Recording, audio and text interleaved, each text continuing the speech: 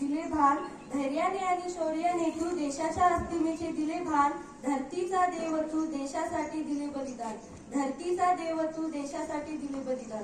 माननीय व्यासपीठावर उपस्थित असलेले मान्यवर गुरुजन वर्ग आणि माझ्या मित्र आणि मैत्रिणींनो, सर्वांना माझा नमस्कार।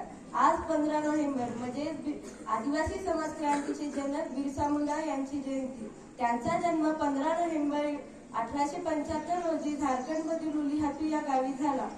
त्यांना अभ्यासाबरोबरच बासरी व ट्विला वाजवणे, चित्रकला, नृत्यकला इत्यादी गोष्टींमध्ये आवड होती। सोबतच ते धनुर्विद्या, नेमबाजी याचा सराव करायचे। पुढे त्यांनी ख्रिश्चन धर्माचा त्याग करून रामायण व गीता अशा धर्मग्रंथांना वाचण्याला सुरुवात केली। धर्मग्रंथ वाचण्यास सुरुवात केली। सर्वसामान्य जनतेवर अन्याय करणारे इंग्रज ठेकेदार, जमीनदार, अधिकारी यांच्यावर त्यांनी दंड पुकारला।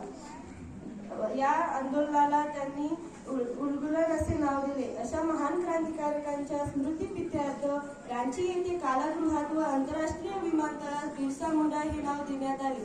पण अजूनही त्यांचे देशासाठी व समाजासाठी केलेले कार्य सर्वसामान्यांपर्यंत पोहोचले नाही।